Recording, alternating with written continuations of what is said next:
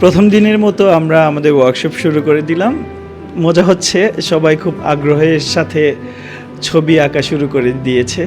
মূলত আমরা চেষ্টা করছি আজকে কনসেপচুয়ালি ওয়াটার কালারটা করার জন্য, যেহেতু ল্যান্ডস্কেপ আমাদের আঁকাই হয়।